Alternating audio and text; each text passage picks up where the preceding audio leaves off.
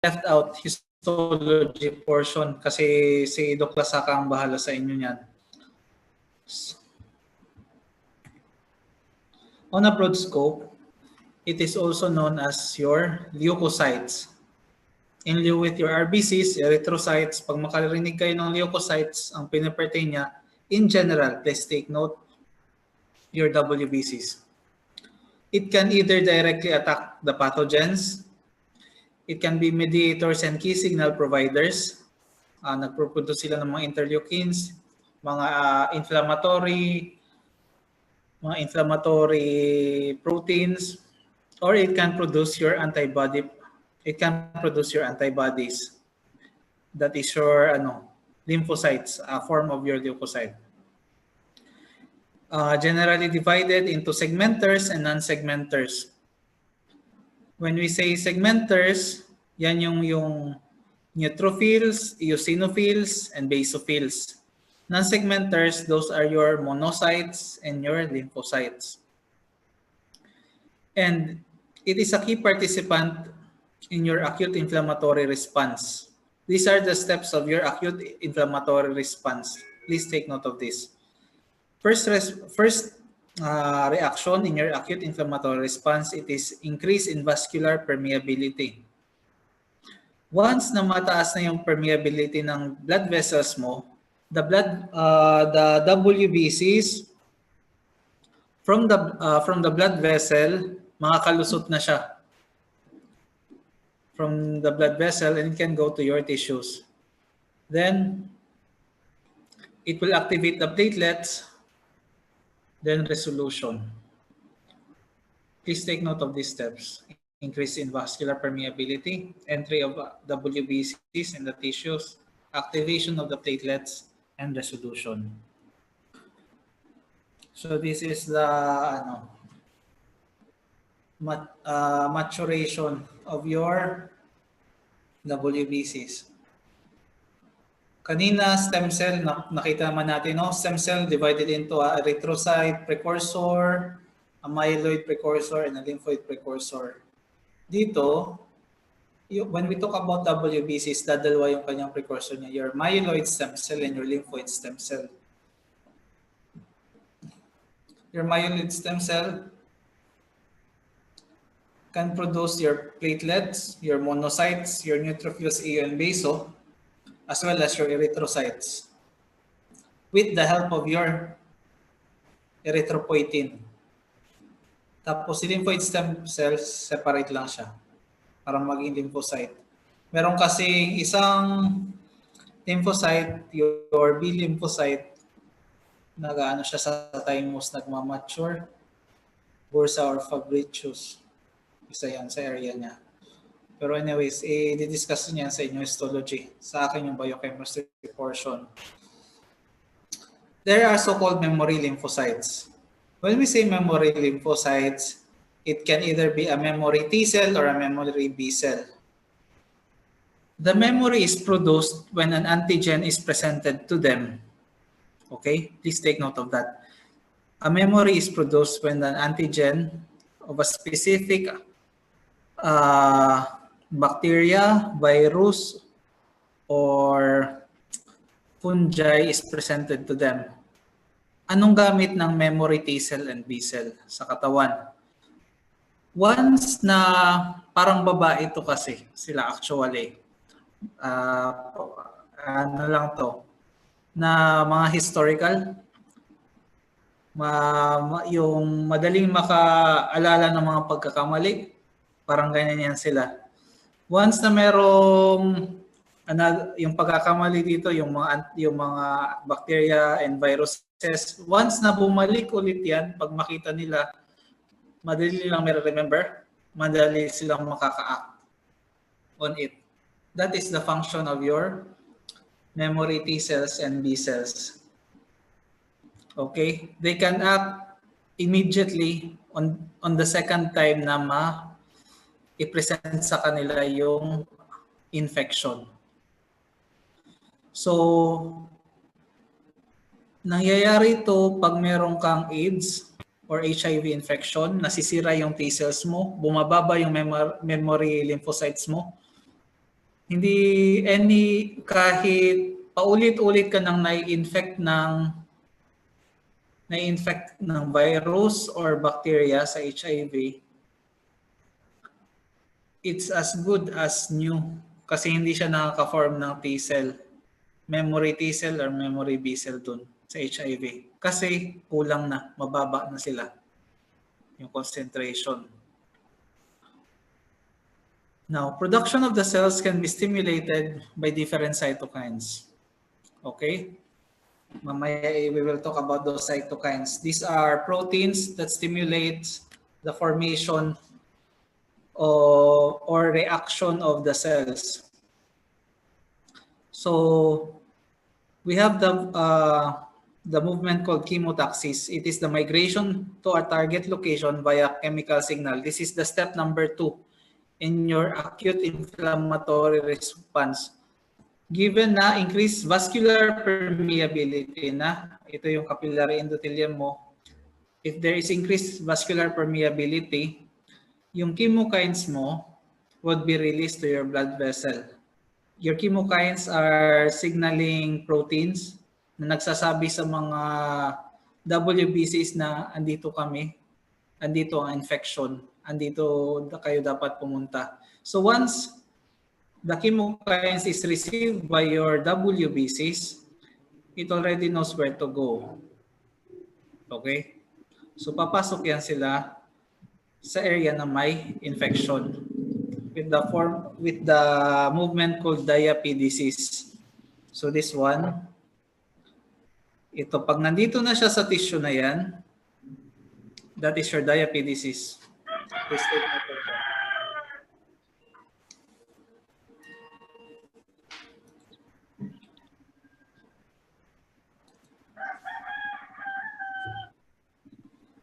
So these are the form of yours, chemokines. We have 4 subclasses. Okay, the most common is the C chemokine, this one.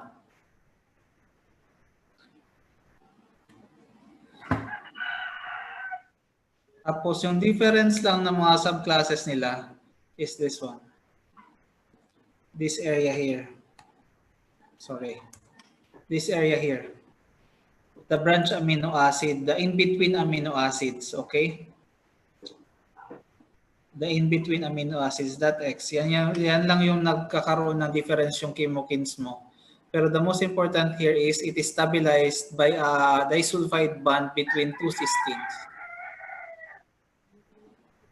This is your disulfide bond on 2 cysteines. This one stabilizes your chemokine.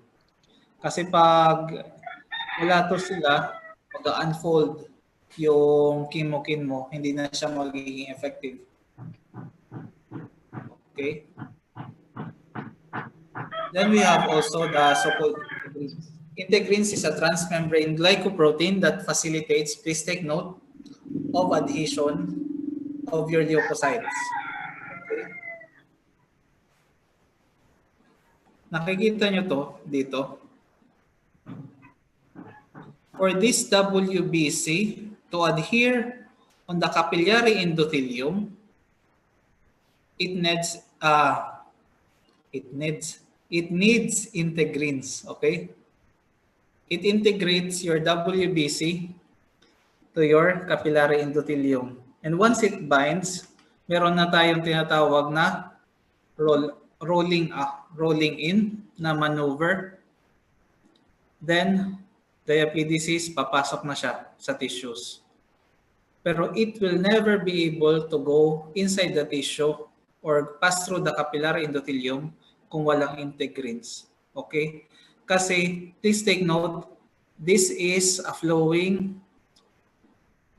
medium. Tuloy-tuloy yung pag-flow nito. Every pump of your blood, gumagalaw to siya. Okay? So, isipin mo na lang, wala kang anchor, para kang bangkaw na walang anchor sa sa port, lulutang at lulutang ka niyan. So ang function ng integrin, it will bind your WBC to your capillary endothelium.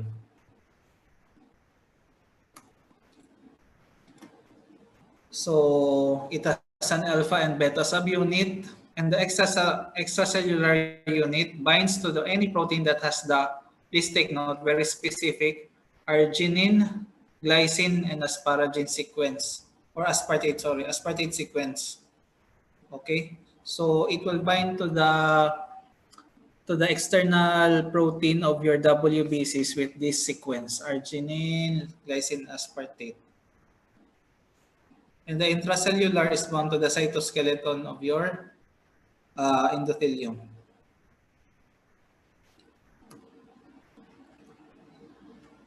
The main function of your WBCs, one of the main function of your WBCs, phagocytosis, or the engulfment of a non-self matter. When we say non-self matter, that is your bacteria, viruses, and your mga fungi. It can bind to a target cell by their own structure or recognized indirectly via adherence of a protective protein, or the so-called process of opsonization. When we say opsonization, there is a certain protein like your antibodies na parang ibabind niya yung bacteria, and it will signal to your WBCs na ito non-self to kasi nakabind sa antibody. So the WBCs will react, then i-engulf na niya. That is the process of your opsonization. Pero there are times na hindi na kailangan ng opsonin yung bacteria or any antigen.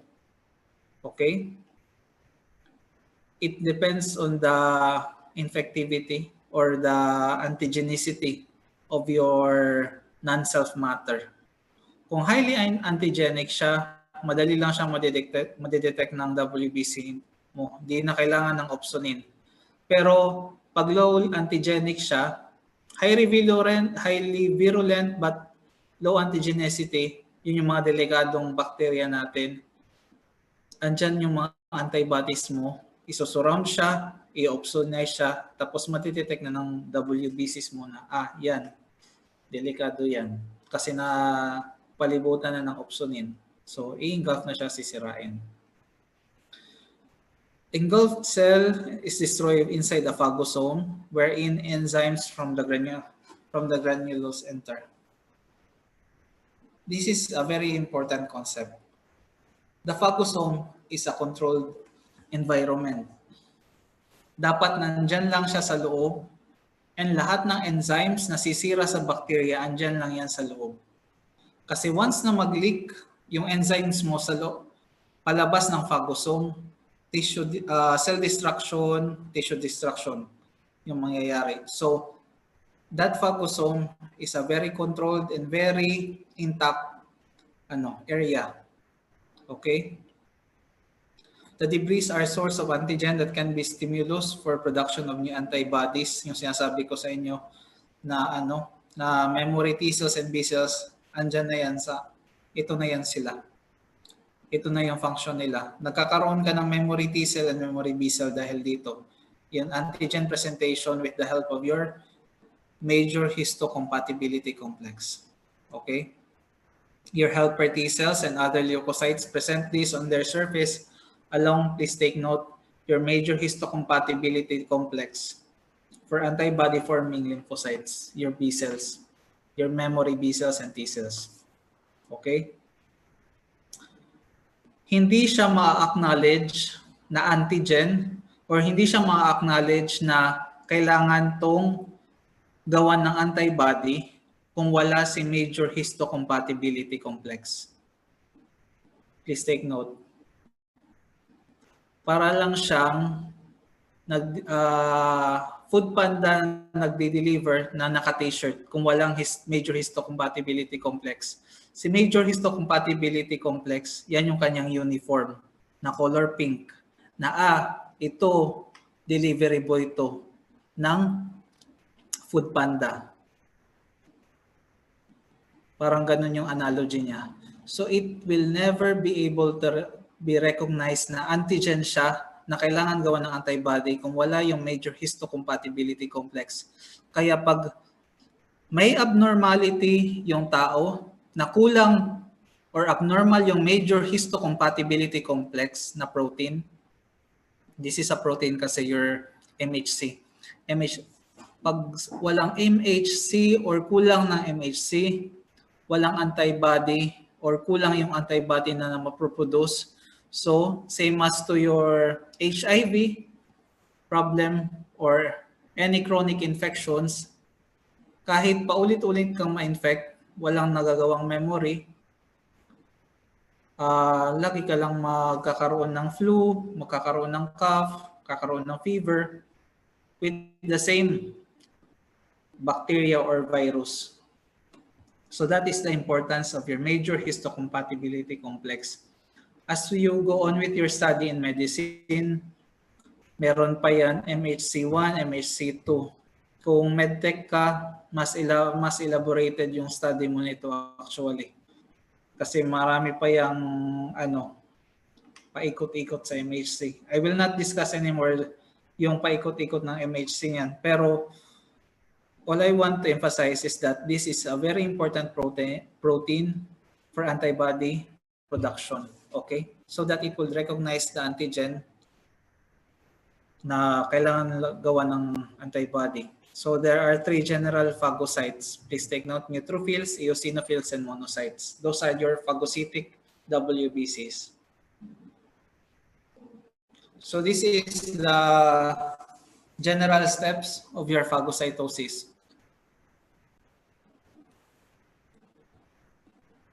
Step 1, being identified as a pathogen based on its own protein. Wala tong opsonin, ha? Wala tong opsonin.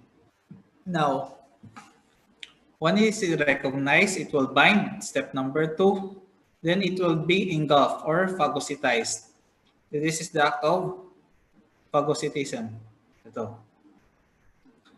Then, yan, once engulfed, that area there, that enclosed area there is your phagosome.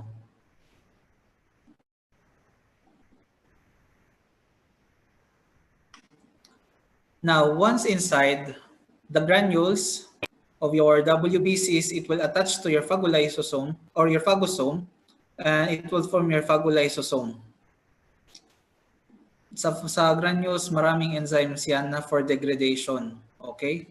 Now, once degraded na yung bacteria or any pathogen, your major histocompatibility complex, it will attach to one of the proteins. Okay? Once attached, i-represent niya sa labas to your T cells and B cells. Tapos, gagawa na sila ng antibody for that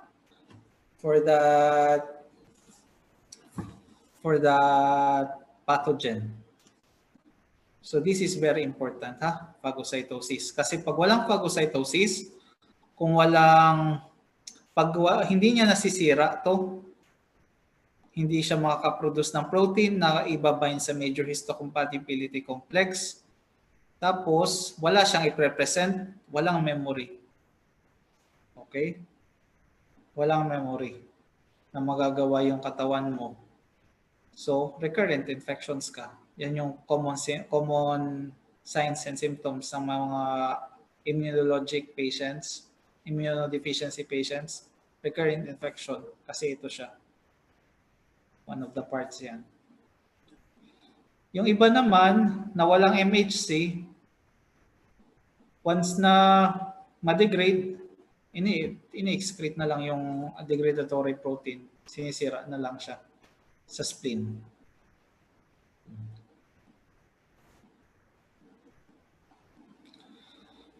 So please, these are the enzymes inside the granules of your WBCs. You have your myeloperoxidase and your NADPH oxidase. Those two are the most common enzymes inside your WBCs because those two are the ones that produces your reactive oxygen species, your ROS, that destroys the bacteria or the pathogen And the other one stabilizes your reactive oxygen species. So your NADPH oxidase produces your ROS, then your myeloperoxidase stabilizes your ROS. So, kanina meron tayong cytochrome system sa RBC. Ang gamit niya ng cytochrome system doon is to convert the oxygenated iron o oxidized iron or your Fe3 plus to Fe2 plus. Dito naman, the most important system in your WBC is your NADPH oxidase system. Okay? Huwag niyong babalik-balik ta rin yung dalawa ha. NADPH oxidase system is the one responsible in producing your reactive oxygen species and initially stabilizing those reactive oxygen species. It all happens inside the phagosome. So sinabi ko kanina na kailangan ma-contain talaga yung phagosome na area kasi doon lumalabas yung reactive oxygen species mo. Your reactive oxygen species are the free radicals being produced by your NADPH oxidase system, the so-called respiratory burst. Okay. First, divided into two. The first step is the reduction of your molecular oxygen to form your superoxide. So, four molecules of oxygen of oxygen with the help of your NADPH and then and hydrogen will form your superoxide. This is your superoxide. It will remove an electron, okay? That makes your oxygen unstable and will produce your superoxide. That superoxide will act on the bacteria, okay, oxidizing the proteins in the bacteria or any pathogen and destroying it, okay? That's the function of your superoxide. Now, simultaneously, mabilis lang yan na reaction. Pag masira na niya yung bacteria, yung virus, kailangan siyang ma-stabilize. Kasi pag hindi siya ma-stabilize, pwede niyang masira yung phagosome, pwede siyang lumabas sa phagosome, masisira niya yung WBC. The second step is the neutralization of your superoxide. Okay? The superoxide will bind to your hydrogen ions to produce hydrogen peroxide. This is the final product of your NADPH oxidase system, your hydrogen peroxide. So this is a very, very fast reaction inside the phagosome of your WBC. Now, when you have a bleach or your hydrogen peroxide, the myeloperoxidase will produce a acid on it. Okay, to neutralize the hydrogen peroxide. Ang usually lumalabas nito hypochlorite, HOCl, then water. Then stabilize na yung hydrogen peroxide mo. Okay? So your NADPH oxidase and your myeloperoxidase go hand in hand. Your NADPH oxidase produce your reactive oxygen species. Then your myeloperoxidase produces hypholus acid plus water.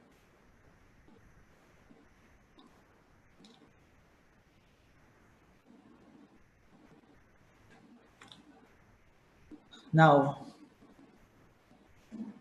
anong mangyayari kung walang NADPH oxidase system?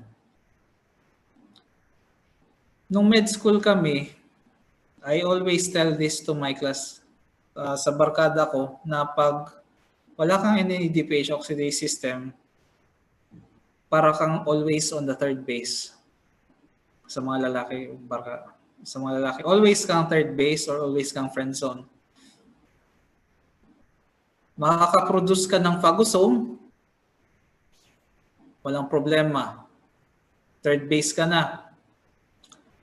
Pero hindi ka makaka-go all the way. Kasi walang makakaproduce ng reactive oxygen species mo na superoxide. So, hindi masisira yung bacteria mo. And it will form, tawag niyan, granules or granulomas in the body.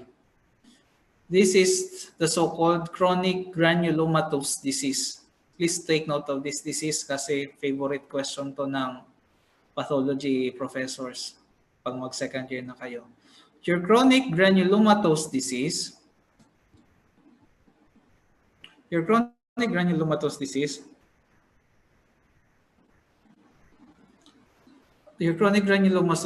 is a genetic disease wherein your WBCs cannot produce superoxide because wala siyang NADPH oxidase. Okay? Wala siya yung enzyme na yun. Wala siyang NADPH oxidase. So please take note of that. Your chronic granulomatous disease, deficiency of your NADPH oxidase, no formation of your superoxide, recurrent infections, productions of granuloma in the body. Okay? Huwag niyong i-interchange to kay kay cytochrome B5 reductase system. Anay daw. Dane? Yes, Doc. Okay. Oh, good man na, nag-enroll ka ngayon. Ayaw na. See, anyways, now, we're done with the viruses, the bacteria, on reaction of your WBCs. Let's go naman to your parasitic response of your WBCs. Very unique. Neutrophil extracellular traps or nets. These nets or your neutrophil extracellular traps, please take note, not a protein, not a carbohydrate, not a lipid, but a DNA.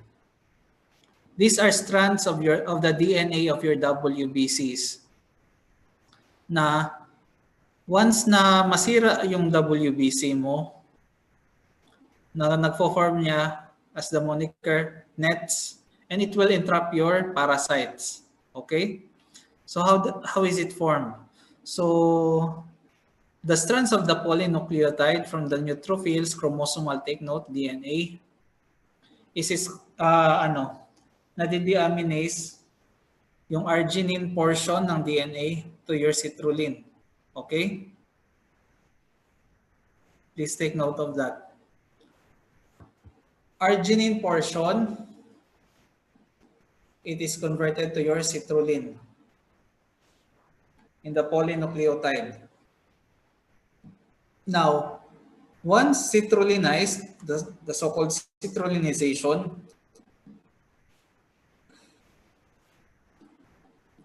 the neutrophils, given na sira na yung kanilang DNA, kasi yun na nga, yung arginine na convert na to citrulline, masisira sila, it would lyse. Now, once lysed, those DNA na naging strand because na citrullinized yung arginine to citrulline, they would form this one. Ito siya. It will not be dissolved because citrullinated na siya. Okay? Thus, it would bind to your parasites. So, yan lang yung function niya. Hindi niya papatayin yung parasite mo. Iba yung papatay sa parasite mo, your eosinophils. Yung gamit lang niya is to entrap the parasite. Okay? All I want you to remember is the citrullinization process.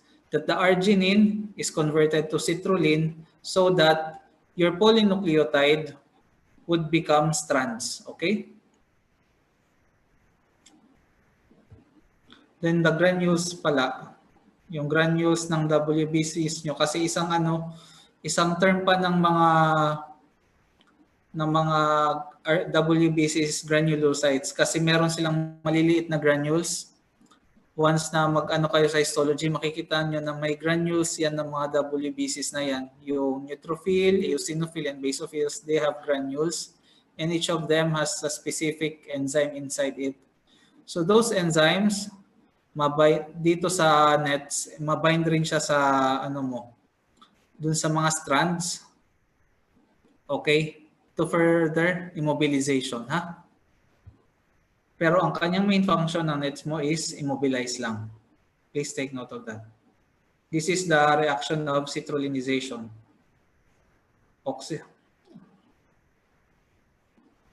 Your amine here is being replaced by oxygen. Okay? With a byproduct of ammonia. Or ammonium. Ammonium to kasi ion. That is your citrullinarization.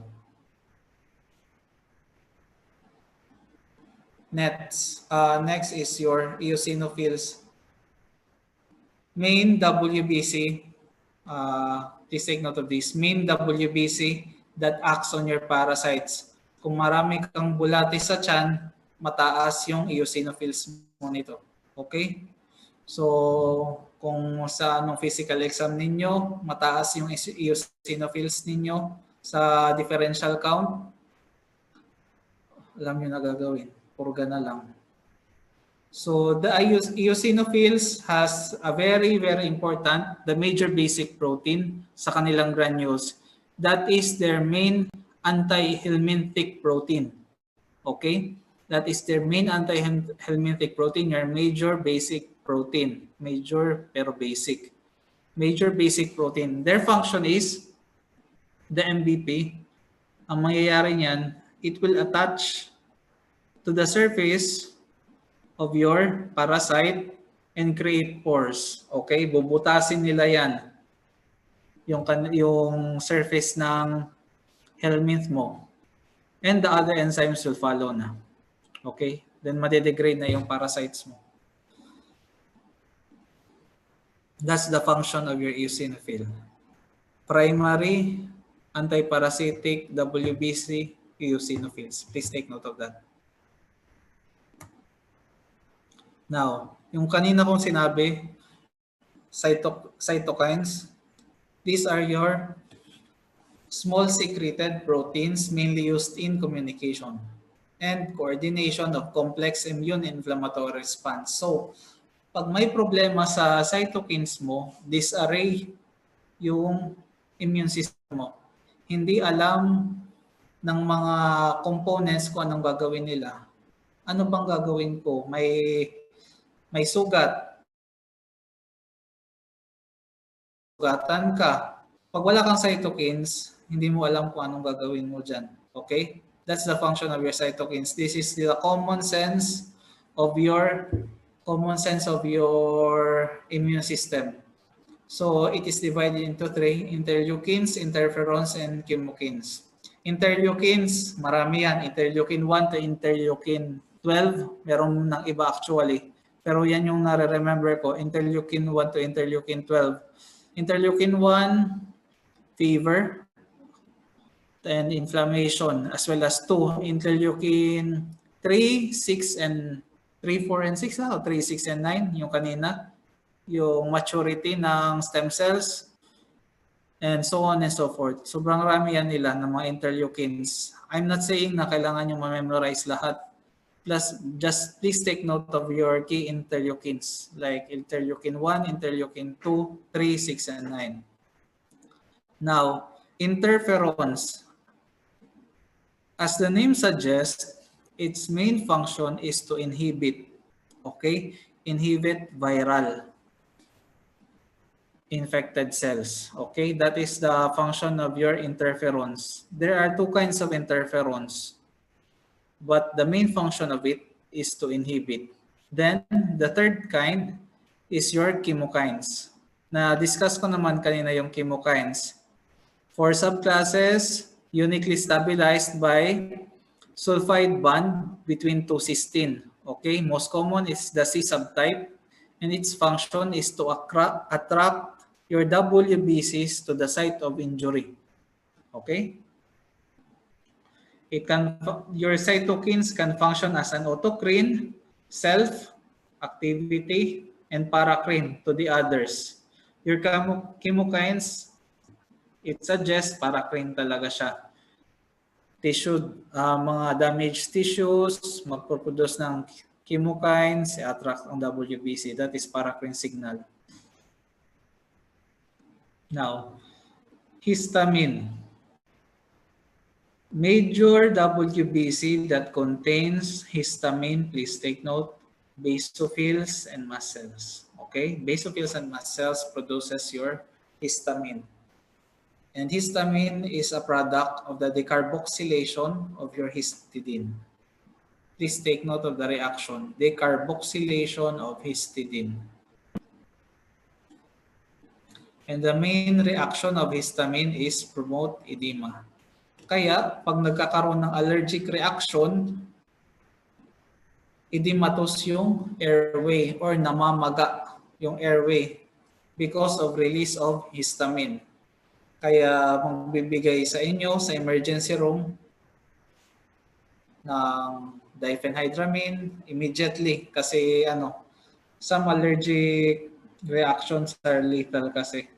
So diphenhydramine, antihistamine yan. Pero on the note of biochemistry, please just take note, decarboxylation of histidine promotes histamine. Ito yung kanilang mga classification, mga actions. Autocrine, self, paracrine, and endocrine. Paracrine and endocrine are different because paracrine, nearby cell lang, like one WBC to another WBC. Pero mga endocrine mo, action, distant cell. Like your thyroid glands to other organs, or your like kidneys producing erythropoietin. Okay? As I was saying kanina, interleukin 1, please take note, fever. It is the main cytokine for your fever. Kanina, 3, 6, and 9, that stimulates your bone marrow. Okay? Pero 4, 5, mga B cells. Good to, I'm not asking you to memorize this, ha? I just want you to take note yung favorite question, what interleukin promotes fever? Interleukin 1. Hindi nyo na yan makakalimutan. Hopefully. So, inside the WBCs, there are also eicosanoids. Secreted lipid mediators, a product, please take note, arachidonic acid oxidation. Na-discuss na to ni Dr. Monsanto, wala pa.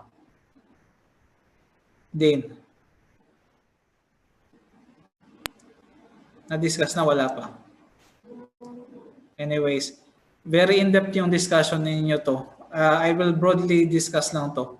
Your eicosanoids has two categories, your leukotrienes and your prostaglandins. Please take note, your leukotrienes has three carbon-to-carbon double bonds, as well as incorporated cysteine in their structure. Okay? No rings sa leukotrienes. Leukotrienes, 3 carbon-to-carbon double bonds with a cysteine in their structure. Pero ang prostaglandin, 20 carbon atom with 5-member ring. So kung tanungin sa inyo or pakita sa inyo what eicosanoid is this, tapos makakita kayo ng 5 carbon ring, prostaglandin na kagad yan. Pero kung makakita kayo ng 3 double bond na carbon to carbon, leukotrienes yan. So essential fatty acid, your omega-6 and fatty acid would be converted to your arachidonic acid. Then can be acted by 3 enzymes. Lipooxygenase that produces your leukotrienes,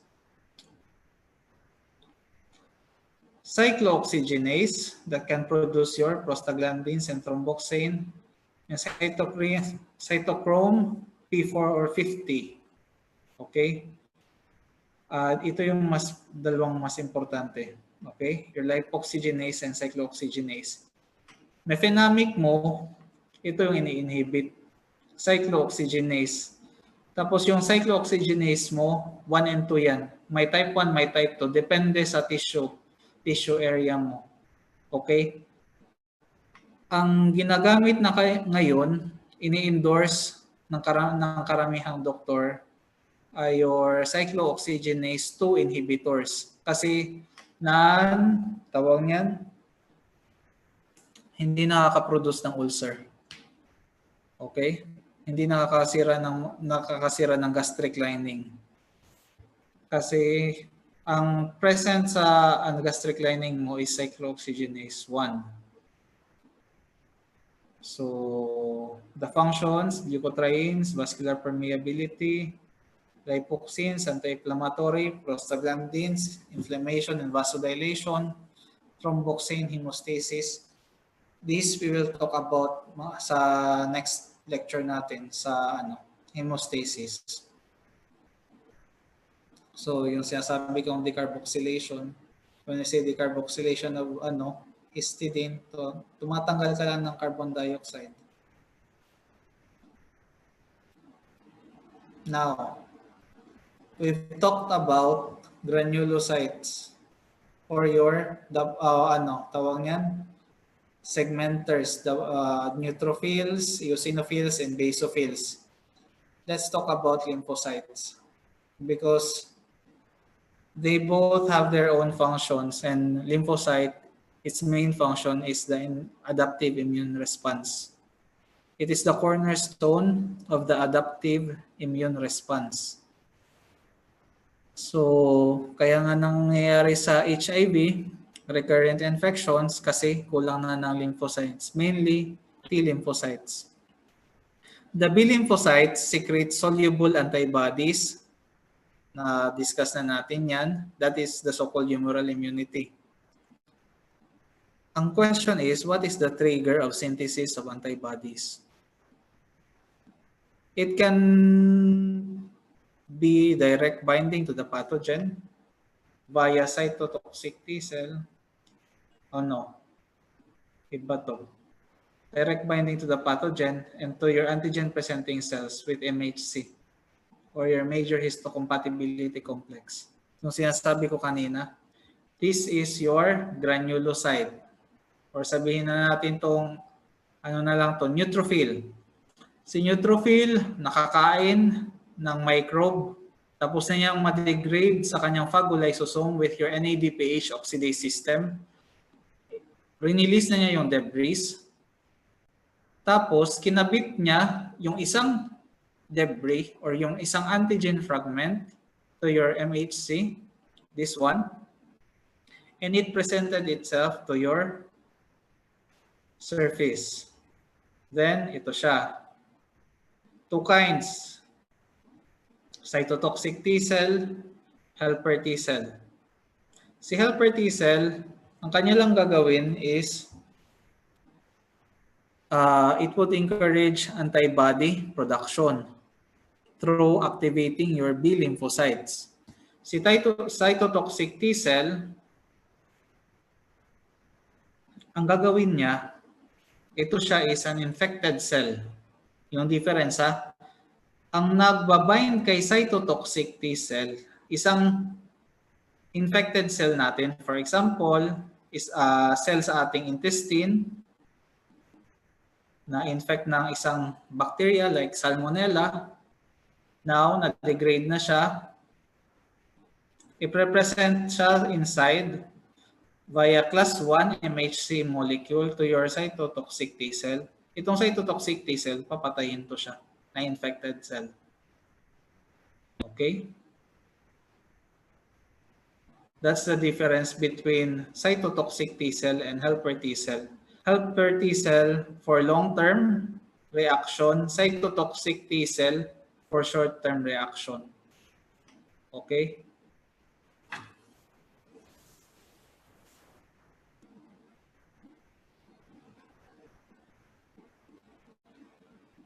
Nakuha tong concept na to, yung helper T cell and cytotoxic T cell, and the class 2 and class 1. Kasi ito yung specificity ng MHC. Your class 1 will bind to your cytotoxic T cell, your class 2 to your helper T cell. Your cytotoxic T cell, given the name cytotoxic, will kill the infected cell, while your helper T cell will promote antibody production and aid in the infection. Pero hindi siya mismo ang papatay sa bacteria.